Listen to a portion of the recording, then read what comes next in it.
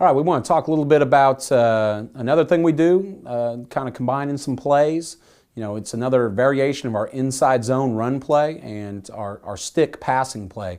We don't call it stick in this case, we call it pop because there is a little difference. It's kind of evolved over the time that we've been doing it. But we said, you know, much like you guys at home, you watch TV and go, hey, we kind of do that.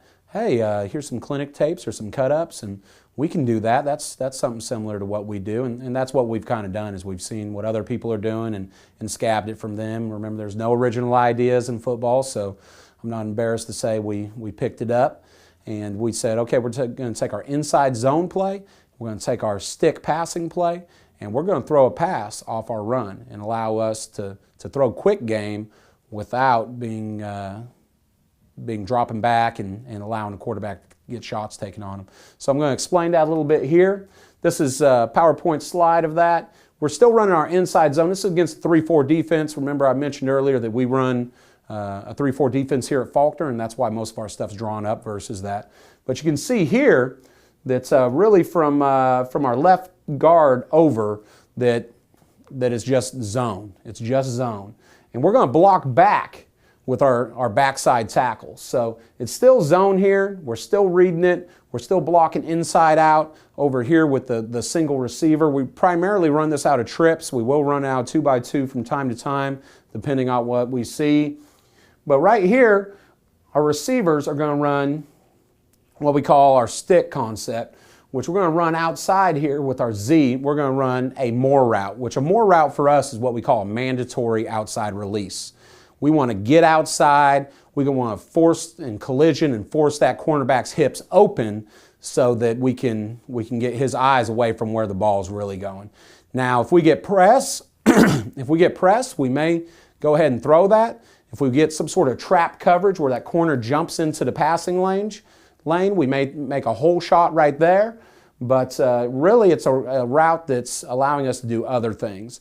And here, our second receiver, our number 2 receiver, our H in this case, he's really just running a 6-yard hitch. He's going to press vertical as fast and hard as possible, stick his foot in the ground, and give the quarterback his hands.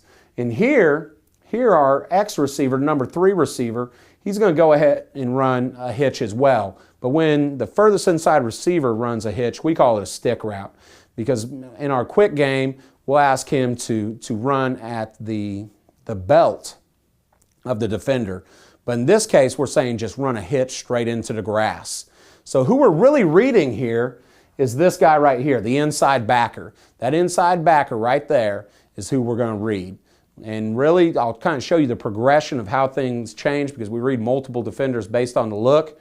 But that's generally who our quarterback's reading.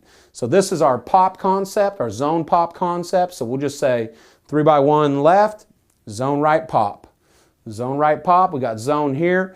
Now the difference for the quarterback where in our previous combination of the quick screen in the zone, he gets a leveraged ID and he is gripping it and ripping it.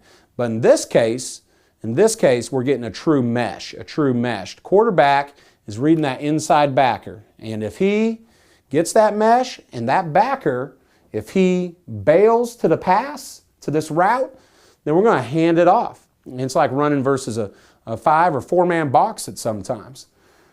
If that inside backer bites up on the run, squats, or even just stays flat-footed, then we're pulling it from the mesh and we're going to throw it to the stick route.